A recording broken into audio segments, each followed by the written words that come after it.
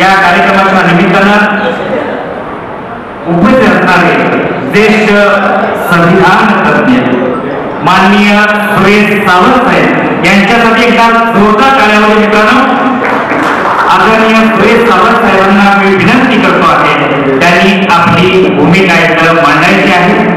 संविधान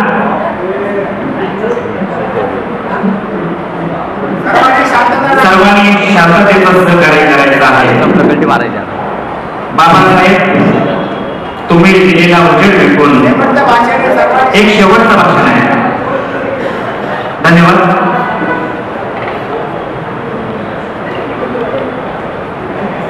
आजच्या कार्यक्रमाचे अध्यक्ष माजी न्यायाधीश सोनवणे सर, माझे सहवक्ते बर्वे सर, अध्यक्ष मॅडम, या कार्यक्रमाचं आयोजन करण्यात ज्यांनी कळीची भूमिका निभावलेली आहे आणि ज्यांना आम्ही खूप तरुणपणापासून बघतोय. तुम्ही तर लोखंडी मार्गातच राहिला होतो. त्यांचे डी एम मामा, बाकी त्या त्यांचे सूत्रसंचालन करणारे धर्मरक्षकजी दादासाहेब यादव यांनी प्रस्तावना इथे केली. अरुणजी वाघ इथे जेवण दिले आहे. अशी सगळी मंडळी आमची जी सहकार्य आहे, आताचे स्वागताध्यक्ष केदारे सर आणि बाकी सगळे ही या सगळ्या आयोजनाच्या मागे असलेले सगळे आयोजक. या परिषदेबद्दल जसं सगळ्यांनी आपलं अभिनंदन केलं, धन्यवाद दिले, तसंच मी तुम्हाला धन्यवाद देऊ इच्छितो की या 75व्या वर्षी संविधानाच्या प्रत्यक्ष अंमलात आल्यानंतरच्या आणि मंजुरीचे या रीतीने उपक्रम आपल्या जागोजाग व्हायला लागलेले आणि तुम्ही हा उपक्रम घेतले. आता पण विषय घेतले. आतापर्यंत आपल्याकडे वक्त्यांनी बऱ्याच अशा गोष्टी तर मांडल्या, तर म्हणजे प्रत्येकाचं स्वतंत्रपणे व्याख्यान ठेवायला हवं. त्या कमी वेळामध्ये प्रत्येकालाच मांडण्याचे मर्यादा येतात. तर मी काही बाबी आपल्याशी स्वतंत्रपणे ठेवतो आणि पुन्हा कधी किंवा संधी मिळेल तर आपण त्याबद्दल आले. पहिला एक खुलासा असा की मी संविधान तज्ञ नाही. मी या सरकारनंतर जुन्या कार्यकर्ता आणि चळवळींच्या मधला कार्यकर्ता आहे. पण ज्यावेळेला संविधानाच्या बद्दल सगळ्या गडबडी सुरू झाल्या आणि मग असं वाटायला लागलं की आम्ही संविधानाला गृहीत धरून चालू होतो. ते काही बरोबर नाही. ते संविधान स्वतंत्रपणे लोकांच्या मध्ये मुरवण्याची गरज आहे. आणि मग आम्ही संविधानाचा काही विचार करायला लागलो. तो एक संविधानाचा विचार करणारा आम्ही कार्य करतो. आणि जसं कबीरांनी सांगितलं की पोथी पडी पडी जग हुआ पंडित भयानक. खूप मोठ्या वाचल्या जग सोडून गेला पण ते पंडित झाला. घरी आपल्याला प्रेम का पडे असं पंडित होते. ते सूत्र एवढंच कळलं होतं की आपल्याला या संविधानामधले जे मनमोकळे विचार जो काय समजतोय तो आपण लोकांच्या मनात न्यायचा. मग त्याची बाकीची कलम कळणार नाही. त्याची सगळी तांत्रिक भाषा आहे ती सगळी त्याची जी तज्ज्ञ मंडळी आहे, वकील मंडळी आहे, ज्यांनी कायद्याचा अभ्यास केलाय ते त्याच्याबद्दल अधिक विचार करतील किंवा लोकांना ते समजावतील. पण संविधान हा फक्त वकिलांचा दस्तावेज नाही असं त्या संविधान सभेतच म्हटलं गेलेलं होतं. आणि संविधान सभेत वकिलांच्या बरोबर अनेक कार्यकर्ते होते आणि त्यामुळे संविधानाच्या विचारांच्या पायावरती उभं राहिलं. तो विचार जेवढा आपल्याला कळलाय तेवढा आपण लोकांच्यापर्यंत न्यावा. तो जसजसा कळेल तसा आणखी लोकांना सांगावा असं काम करणारे आम्ही कार्यकर्ते आहोत. आमचं संघटन आहे आणि जसं बहुतांच्या मध्ये आम्ही ते करतो त्यातलेच आहोत. पण जास्त करून ते अन्य सगळ्या विभागांमध्ये जाईल याचा प्रयत्न करत असतो. शिबिरे घेतो कॉलेजांच्या मध्ये आम्ही 15 दिवसांचे 5 दिवसांचे अभ्यासक्रम आम्ही चालवतो. आणि त्यामध्ये जिथे बौद्ध मंडळी नाही अशा सगळ्या समाजामध्ये जाण्याचा जास्तीत जास्त आमचा प्रयत्न असतो. त्या प्रयत्नांच्या विषयी आणखी पुन्हा घेतो. आता आपण या मूल्यांच्या बद्दल विचार करतो की संविधानातली मूल्य नावाची गोष्ट काय. तर अतिशय मॅडमही बोलल्या, अभेसरी बोलले, आता आपल्याला सोनाली सरी बोललेले आहेत. मग अशा आपल्या उद्देशिकेचे वाचन झालं होतं.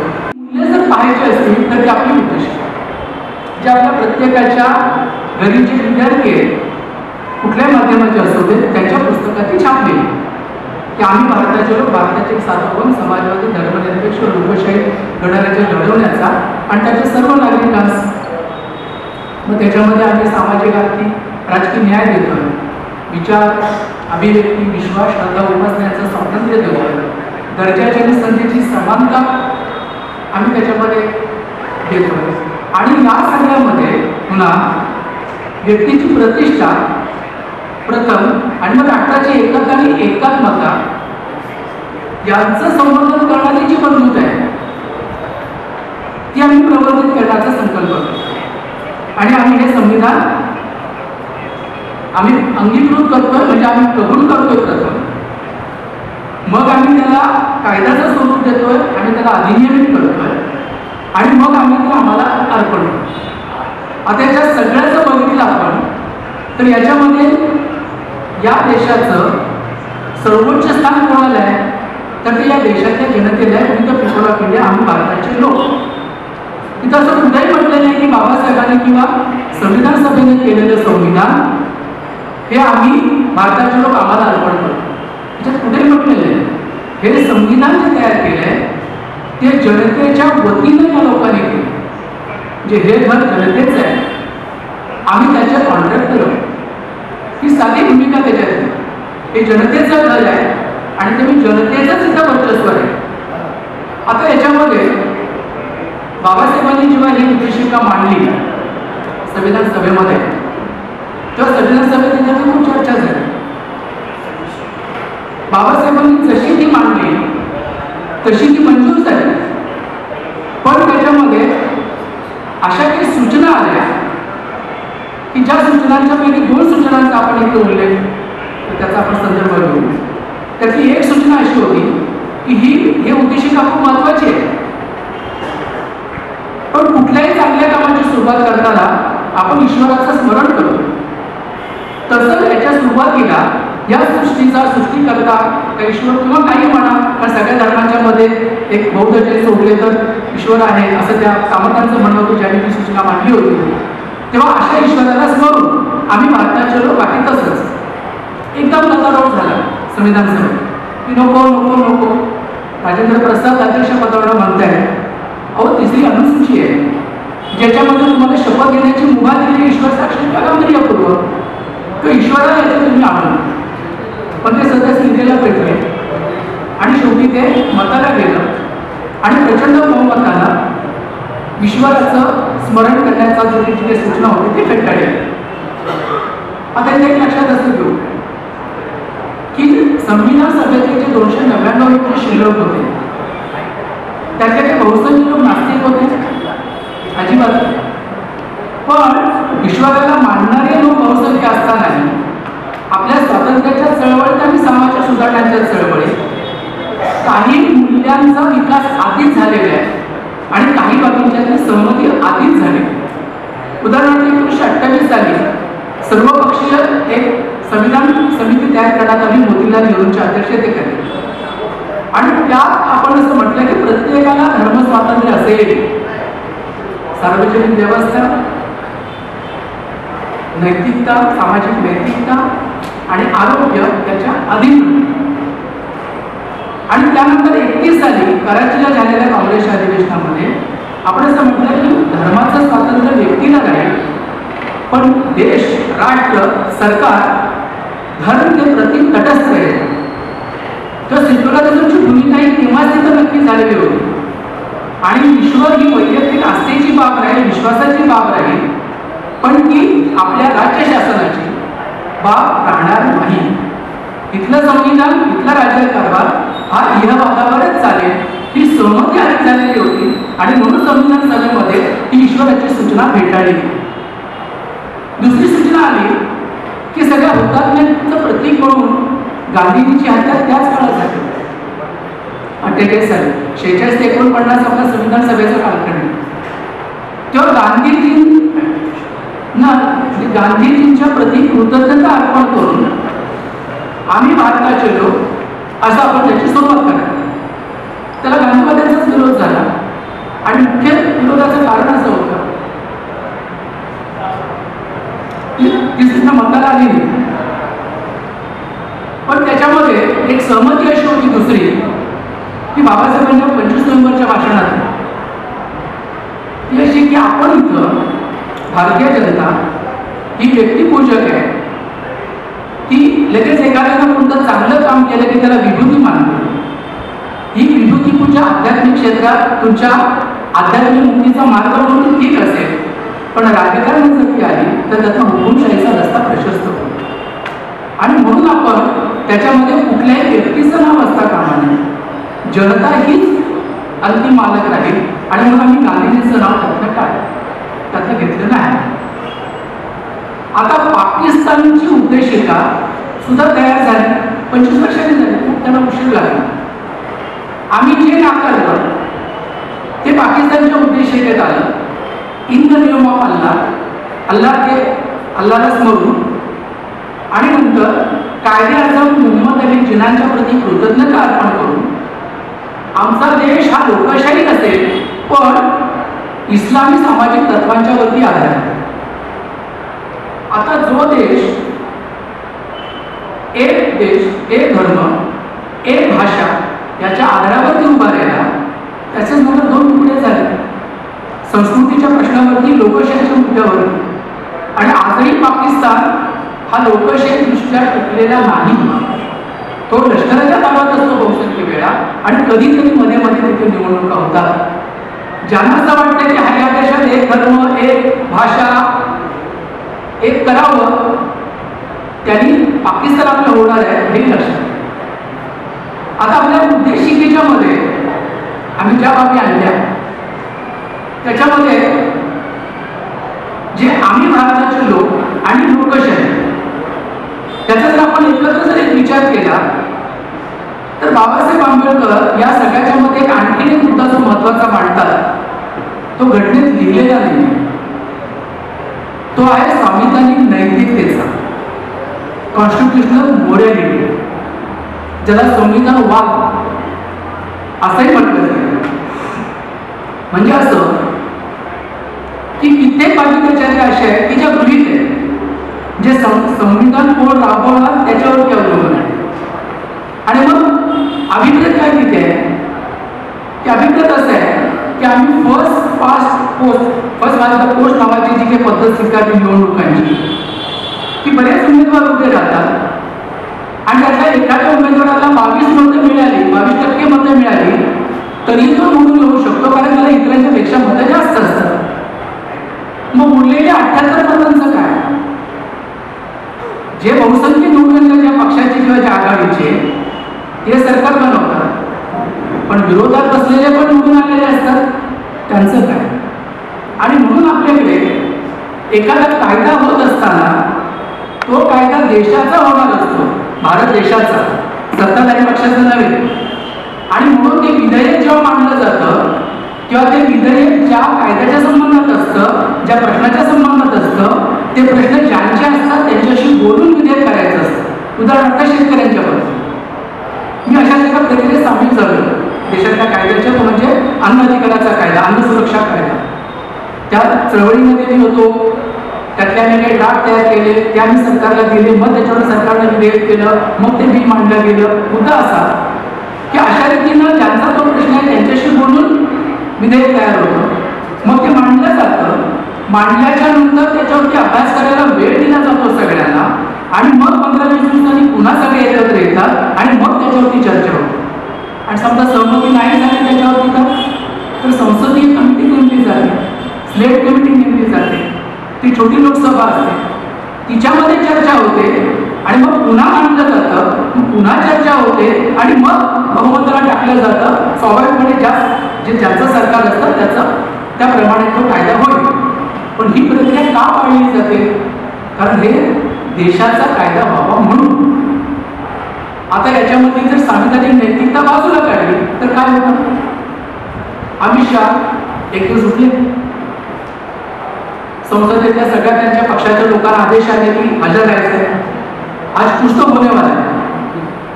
आले सकाळी 11 वाजता काश्मीरच्या विभाजनासाठी 370च्या तरतुदीच्या रद्द करण्याचा त्यांनी विधेयक मांडला आणि संध्याकाळी मंजूर.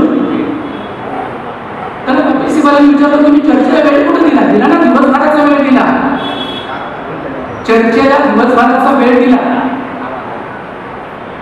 आता एखादं विधेयक जे कायदेशीर असतं ते दिवसभरात वाचायचं आणि त्याच्यावरती निर्णय घ्यायचा, आणि त्यांनी मंजूर केलं. ही चेष्टा नाही आहे संविधानिक नैतिकतेची. क्रमांक 2, त्याचा मगाशी उल्लेख झाला, आपलं संघराज्य सरकार आहे. संघराज्य सरकारमध्ये केंद्र आणि राज्य ही बरोबरचे असतात. कामाची विभागणी आहे, त्याच्याकरता सूची आहे, केंद्रीय म्हणजे मध्यवर्ती सूची, सामायिक सूची आणि राज्य सूची, पण बरोबरीची आहे. त्या काही निकाल झालेले. मग आता इथे ज्यांच्याबद्दल कायदा होणार आहे, आणि काश्मीर सुद्धा विशेष बाब आहे, त्या काश्मीरच्या विधानसभेकडून मंजुरी घेऊन विभाजन आणि 370 कलम याबद्दलचा प्रस्ताव केंद्राकडे यायला हवा, आणि मग तो केंद्राने मंजूर करायचा. आम्ही म्हणाले हो आम्ही तसंच केलं, आम्ही आमच्या मनाने नाही केलं, काश्मीरकडनंच प्रस्ताव आला. कसा आला? काश्मीरची विधानसभा आम्ही बरखास्त केली, आमचा राज्यपाल आम्ही नेमला, त्या राज्यपालाला आम्ही सांगितलं त्याप्रमाणे त्यांनी आम्हाला प्रस्ताव दिला, आम्ही तो मंजूर केला. बाबासाहेबांच्या संविधानिक नैतिकतेचं काय झालं? ही नैतिकता पायदळी तुडवली गेली नाही, उद्ध्वस्त केली गेलेली नाही. संविधान बदलतं म्हणजे काय? त्याची कलम बदलायला लागतात असं नाही, व्यवहारच करायचा नाही. परवाचा निर्णय त्यांनी आता जो केला निवडणूक आयुक्तांना निवडण्याचा, बाबासाहेबांनी संविधान सभेत चेक्स अँड बॅलन्सेस ठेवलेले. तुम्हाला आठवते सीबीआयच्या प्रमुखाला मोदींनी घरी पाठवलं होतं मध्यरात्री. सीबीआयच्या प्रमुखाला ठेवायचं आणि काढायचा तिघांनी निर्णय घ्यायचा असतो, पंतप्रधान, विरोधी पक्ष नेता आणि सरन्यायाधीश. अनेक ठिकाणी ती तिघांची साखर घातली आणि कोणालाही विचारता निर्णय घेतला. त्याला काय करायचं? कोर्टात आव्हान दिलं गेलं. ज्या कोर्टाने बेसिक गरजेपासून खूप चांगले निर्णय दिले ते कोर्ट आज तसं राहिलेलं नाहीये. कोर्टाने काय केलं त्याच्याबद्दल? आता निवडणूक आयुक्त नेमण्याचा निर्णय आपल्याकडे तिघांचा आहे, सरन्यायाधीश, पंतप्रधान आणि विरोधी पक्ष नेता यांनी कायदा केला आणि सरन्यायाधीशांना बाजूला काढलं. आता सरन्यायाधीशांना बाजूला काढल्यानंतर त्याच्या जागी कोणाला घ्यायचा कायद्यात नमूद केले? केंद्राचाच एक मंत्री. आणि मग आता निवडणूक आयुक्त नेमताना कोण बसले? मोदी आणि गृहमंत्री अमित शहा. राहुल गांधींना बोलावलं, राहुल गांधींनी वॉकआउट केलं, आपला निषेध नोंदवून. ही प्रथाच योग्य नाहीये, कारण बहुमत तुमच्या दोघांचंच होणार ना. म्हणजे ते निवडणूक आयुक्त हा तुमच्या सरकारच्या सत्तेत आता असलेल्या सरकारचा जर बहुमताचा होणार असेल तर इथल्या निवडणुका पारदर्शक होणार कशा? आयुक्त हे स्वायत्त पद राहणारच कसं? मग संविधान बदलायचं म्हणजे आणखी काय असतं? आम्ही सेक्युलरिझमच्या आपण आता चर्चा केल्या, नेहरूंच्या समोर प्रश्न आला जेव्हा राजेंद्र प्रसाद सोमनाथ मंदिराच्या मूर्तीच्या प्रतिष्ठापनेला गेले, त्यांनी नाही म्हणत असतात ते तिथे गेले, त्यांनी भाषण खूप चांगलं केलं. लगेच नेहरूंनी सगळ्या मुख्यमंत्र्यांना पत्र लिहिले की राजेंद्र प्रसाद आपले राष्ट्रपती जे काही सोमनाथच्या मंदिराच्या मूर्तीच्या प्रतिष्ठापनेला गेले ते त्यांच्या वैयक्तिक क्षमतेत गेलेले आहे. कोणीही सरकारच्या पदावरच्या व्यक्तीनं अशा कार्यक्रमामध्ये सहभागी होता कामा नये, त्यांनी शुभेच्छा जरूर द्याव्या, नाहीतर याच्यातून सेक्युलरिझम धोक्यात येतो. ही बाब गांधीजींनी अत्यंत पाळली, जे स्वतःला सनातन हिंदू म्हणून. ज्या वेळेला फाळली झाली त्यानंतर एकदम आपल्याकडे उसळलं होतं की त्यांचं पाकिस्तान आमचं हिंदुस्थान. गांधी लिहिलेल्या पेक्षा असं चालणार नाही. कोणाला वाटत असेल की ते बहुसंख्य हिंदूंचं राज्य होईल ते मला अमान्य आहे. हे हा देश जितका हिंदूंचा तितकाच याच्या ख्रिश्चन माणसामध्ये धर्मांची नावं घेतली. अशा भूमिकेवर गांधींचा खून झाला. या गांधीजींनी सोमनाथ मंदिराच्या बद्दलची भूमिका हीच घेतली की तुम्ही जरूर कमिटी करा. मुंशी आले होते, वल्लभभाई पटेल आले होते, ते म्हणाले काँग्रेसचा याच्याशी संबंध नाही, तुम्ही तुमचं मंदिर उभारा, त्याकरता तुम्ही देणग्या उभारा, काँग्रेसमधून निधी मिळणार नाही. आणि निवडणुकीनंतर ते बरोबर चालू ठेवले. आता मोदींनी काय केलं? त्याने राम मंदिराला शुभेच्छा दिल्या असते, चाललं असतं ना, जाऊन दिल्या असत्या शुभेच्छा. ते स्वतः हो भवनाला बसले आणि तिथे योगी त्याचे यजमान होते. मग हिंदू राष्ट्राने अजून काय जुमानलं की नाही आपल्याला? कारण सेक्युलरिझमची व्याख्या नाही आहे संविधानामध्ये. आणि पी.डी. सावंतांपासून अनेक खटले आपल्या केंद्र सोडून झाले की व्याख्या करा त्यांनी व्याख्या करून दिलेली आहे, पण आता काही कोणी सेक्युलरिझमची व्याख्या केलेली नाही, त्याच्या ते यांना फावत आहे. आणि संसदेचं उद्घाटन तुम्ही कसं केलं? तिथे तर सगळ्या वर्गीय आणि हा सगळा प्रकार झाला आपल्या डोळ्यात देखत दिसतं. बाबासाहेबांची 125वी जयंती साजरी करताना ज्याता इथे आपल्याला सुराण सरांनी म्हटलं ना की सेक्युलरिझम आणि समाजवादी शब्द जे 42 घटनादुरुस्ती त्याच्यावरती चर्चा घडवली. त्या चर्चेला आपल्यातले कोणी उत्तर दिली की दुसऱ्या लोकांनी दिली, बाबासाहेबांच्या मुलीने नाही दिली. त्याच्याबद्दल आम्ही बाबासाहेबांची घटनेला हात लावू देणार नाही, घटना बदलणार नाही. अरे आज चाललंय काय? रोजच्या रोज ते घटना तिकडे बदलते आहे. ते फक्त कलमात बदल करावा लागत नाही. तुम्हाला काय उदाहरण सांगेल. समाजवाद आम्ही मानला, ज्याची उदाहरण आता म्हणजे बरेचजणांनी इथे दिली. मलाही माझं आठवतं लोखंडी मार्गावरचं. अरे आम्हाला चपला नसायच्या, चपला कुठेतरी सणासमारंभाला घालायचं फाटली म्हणून. तो शाळेचा म्युन्सिपाल्टीचा म्हणजे स्टेशनच्या म्युन्सिपाल्टीच्या शाळेत होतो. गणवेश घेतला होता, पण तो कधीतरी घालायचा. म्हटलं तर काय लग्नाला गणवेश घालून आम्ही त्यासोबत तेवढेच कपडे असायचे. आता बदलले सगळे. पण हे जे बदललंय आम्ही त्याच्यातलं भाग निघालो काय? आमची मुलंही निघाली. आजच्या मुलांचं पुढे काय होणार माहिती नाही. त्याने जी भीषण स्थिती जी सांगितली आपल्याला की कायदा जो शिक्षणाचा तो एका मर्यादेपर्यंत आहे, पुढचं सगळं शिक्षण इतकं महाग झालेलं आहे की आम्ही तिथे जाणं शक्य नाही. मध्यमवर्ग जो पुढे गेला त्याची पुढची पिढी पण जाणं शक्य नाहीये. अशा अवस्थेत आम्ही असताना जे इथे गरीब असतील, गरिबांच्या मध्ये ह्या सगळे समूह असतील ते इथंच राहणार आहे, त्यांनी सेवाच करायची आहे आणि वरचे लोक आमचे मालकच राहणार आहे. ती नवी व्यवस्था येणार आहे, त्याच्याबद्दल आम्ही आवाज उठवतो. त्याचा मार्ग दादासाहेब गायकवाड यांनी सांगितलं की तो भूमिहीन दलित असो सवर्ण असो सगळ्यांनी एकत्र येऊन लढायला पाहिजे. आज आरक्षणाचे जे मुद्दे आहेत ते कसे येत आहेत? हे आरक्षण प्रतिकात्मक राहिलेले आहे. आपल्या वस्तीत विचार नाही की आरक्षणाची नोकऱ्या कुणाला लागल्या. मी सगळ्या ठिकाणी जातो त्याच्यात जे दलित बौद्ध जिथे आहेत की कोणाला आरक्षणाला नोकरी मिळाली एक हात वर होतो. फक्त आमच्या वाशीला त्या भावी नाट्यगृहात फक्त काही हात होते वर आहे. म्हणजे हे जर काही होत नाही तर मग इथल्या व्यवस्थेलाच प्रश्न विचारायला लागतील. ते शिक्षण त्यांनी जे महाग केले, ज्याचं खासगीकरण आणि धंदा सगळा केलेला आहे, नोकऱ्या जिथे गेलेल्या आहेत, तो तुम्ही नोकऱ्याची टक्केवारी ठेवून करणार काय? बाकी तर काय राहत नाही. पण यावेळेला जे बाबासाहेबांनी जे सांगितलंय तिथली ब्राह्मणशाही भांडवलशाही दोघांच्या विरोधात लढावं लागेल. आणि जसं आपण सामाजिक विषमतेच्या विरोधात लढतो तसेच आपण आर्थिक विषमतेनं अधिक नसलेले आहोत की आपल्यासारखे जे सवर्ण असतील त्यांनाही सोबत घेऊन आपल्याला हा व्यवस्थेच्या विरोधातला लढावं लागेल. त्याच्याशिवाय आपल्याला दुसरा तरुणपाय नाही. हे असं जर आपण पुढे जर काय आलो तर आपल्याला जागोजाग आपल्याला असं दिसेल की आज घटनेची पायमल्ली होती. आता घटना बाबासाहेबांचं ते नाव घेत आहे, त्याच्यावरती माथा टेकत आहे. पण गांधींचा खून करताना नटोरावांनी पण त्यांना अभिवादन केलं होतं. हे मंडळी जी आता बाबासाहेबांच्या पुढे नतमस्तक होत आहेत त्यांची घटना कशी कोण बदलतो म्हणताय ते रोजच्या रोज त्याच्या विरोधात काम करत आहेत आणि घटनेच्या वरती माथा टेकत आहेत आणि त्या घटनेचे रोज खून करतात. हे आम्ही लोकांना कसं समजावून सांगतो.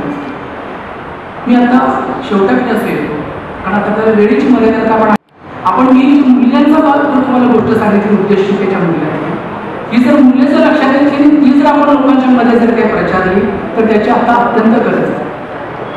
बाबासाहेबांचं न्यायमूर्ती रानडेंच्या जन्मशताब्दीच्या निमित्तानं पुण्याला भाषण झालं. त्याच्यात असं म्हणतात की जसा माणूस मरतो आणि तसा विचार तुम्ही म्हणाल की मरत नाही, त्यांना जसा माणूस मरतो तसा विचारही मरतो. जशी एखाद्या रोपाला पाणी द्यावं लागतं, खत द्यावं लागतं, त्याची जोपासना करावी लागते, त्याचं संवर्धन करावं लागतं, तेव्हा तर रोप टिकतं वाढतं. तसंच विचार हा लोकांच्या मध्ये प्रचारावा लागतो, लोकांच्या मनात तो रुजवावा लागतो, त्याचं वर्तमान काळात असलेलं भाष्य करावं लागतं, तर तो विचार टिकतो. तो फक्त ग्रंथात असून चालत नाही. संविधान हा विचार आहे. तो जर विचार आम्ही केवळ सदनाच्या यात्रा काढल्या, ते डोक्यावर घेतलं, बाबासाहेबांचं संविधान बदललं नाही वगैरे म्हटलं तर तसं नाही होणार. ते लोकांच्या मनात रुजवावं लागेल. संविधान आपण ते आता तसंच ठेवून बाकीचे सगळे बदल करतायत, पण खरोखर संविधान पूर्ण बदलणार नाही.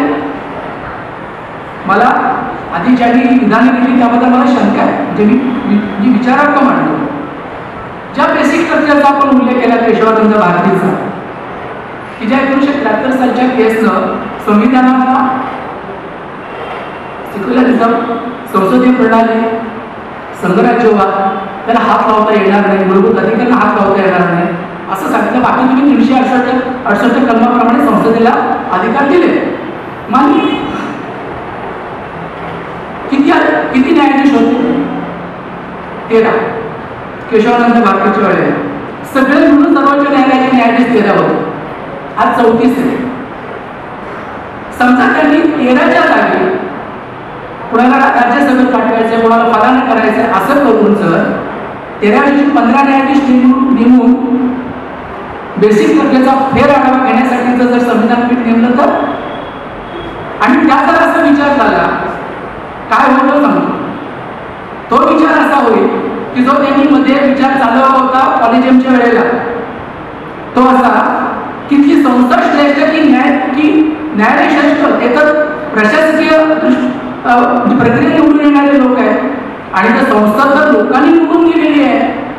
आणि मग ते आधी बोलत होते, आता ते पुन्हा बोलायला लागते त्यांना संधी मिळाल्यानंतर की जी संविधान सभा तयार झाली ती लोकांनी निवडलेली होती नाही, ती राज्यसभेसाठी निवडली गेली. त्याच्याला वेळ नव्हता 46 साली. आणि म्हणून जी प्रांतीय कायदे मंडळाची होती तिथल्या सदस्यांच्या कधी राज्यसभेसारखे लोक संविधान सभेवरती नेमले गेले. आणि म्हणून त्यावेळेला सुद्धा संविधान सभेत एक चर्चा होती की ही संविधान सभा खऱ्या अर्थानं लोकांचं प्रतिनिधित्व करत नाही. म्हणून पहिल्या घटना दुरुस्तीच्या वेळेला तो प्रश्न आलेला होता, कारण तेव्हा नवीन पार्लमेंट आलेलंच नव्हतं 51 साली. त्यावेळेला यांचा मुद्दा पुढे आता असा येणार आहे की जो जोरदार करतील की खऱ्या अर्थानं संविधान सभा जर लोकांची व्हायची असेल तर जी चूक त्यावेळेस शेतकरी झाली ते होता कामा नये. जर बाबासाहेबांना खऱ्या अर्थानं जर आदरांजली व्हायची असेल तर बाबासाहेबांनी काय सांगितलंय की आम्ही थडग्यातनं पुढच्या पिढीवर राज्य करता कामा नये. नवीन पिढी हा एक नवा देश असतो आणि तिला घटना बदलायचा आणि घटना ठरवायचा अधिकार हवा. आणि म्हणून बाबासाहेबांच्या या उद्गाराला साक्षी ठेवून आम्ही असं ठरवतो आहोत की आता लोकांमधूनच संविधान सभा तयार व्हावी, जसे लोकसभेचे खासदार निवडून येतात तसे, आणि त्यांनी संविधान तयार करायला बसावं. ही शक्यता नाही. जर बेसिक स्ट्रक्चर उडवलं 15 जणांचा न्यायाधीश त्यांनी ठेवून, तर न्यायाधीश कशा रीतीने आता आपल्या बाजूने केले जातात आपण बघतोय ना. हा आयुक्ताचे याच्याबद्दल जर कुठे त्यांनी घेतले होते काय, बाबरी मशीदचा निर्णय त्यांनी कशा रीतीने, हे सगळे निर्णय आपल्या समोर जे आहे ते चंद्रपूरच एखाद्या BBC मुलाखत घेतली होती तर त्याच्यात ते काय बोलत होते की ते बाबी अशा की त्यांना शक्य असताना घेतल्या नाही, कारण यांच्याशी असलेलं जे काही संदर्भ आहे ते अशा रीतीने जर ही मंडळी जर सरकार मधले आताचे आणि न्यायालयातले त्यांच्या बाजूची मंडळी अशी जर एकत्र राहिली तर असलेलं संविधानही बदललं जाणार आहे. तुम्ही बघतो किती संख्येनं जे आपण आहोत ते पण किती इथे एकत्र येतो बघतो ना. आता इथे मी बघतो रोजच्या रोज. आम्ही कुणी तर राहत नाही हो, लोखंड काकाची घ्यायला मी पण त्याचा पदाधिकारी आहे. आम्ही राहतो दुसरीकडं, तिथं समोर काय चाललंय ते आम्हाला माहिती नाही.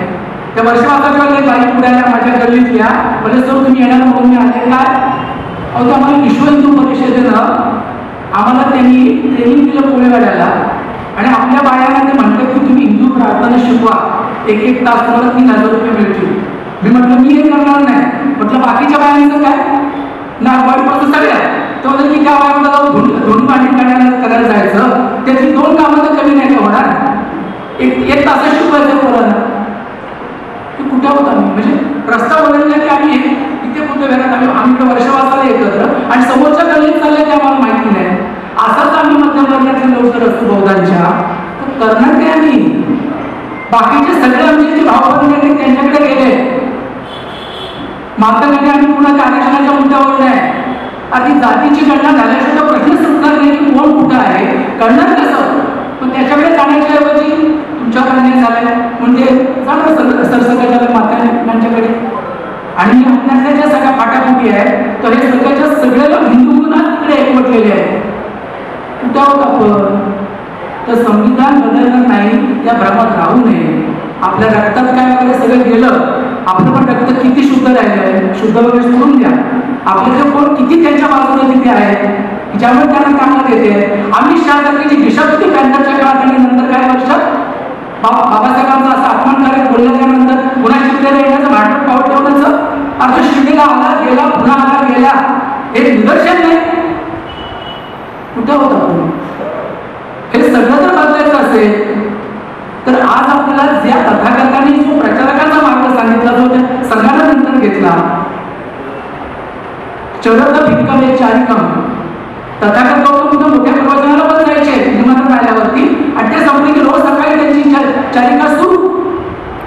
आम्ही फक्त परिषदेतून काय होणार आहे हे पाहून चांगलं पडलं. जसं दादासाहेब आता म्हणाले की पुढची जाऊन शिवसेना घ्या संविधान प्रचारक तयार करण्याची आणि ते आपले प्रचारक लोकांच्या समोर जाऊ देत.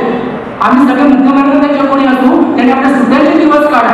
आपल्या त्याची वकील मंडळी उलट आणखीन जबाबदार आहे, ते आणखी त्याच्यात मदत करू शकतात. फक्त आपल्याला लोकांच्या भाषेत बोलणं तर नीट समजावून सांगणं हा आपल्याला प्रकार त्याच्याबद्दलचा करावा लागेल आणि लोकांच्यापर्यंत तो पोहोचवावा लागेल. लोकांच्या मनात याचा नीट जर आपण संविधान जर बोलू शकलो तर ते संविधान टिकेल. त्याचा स्वतःचा ग्रंथ आहे, त्याचं सगळं काही यथायोग्य सगळा जल्लोष, त्याची पूजा चालेल, त्याची मंदिर दाखवली काय होतात तशी होतील, पण संविधान राहणार नाही.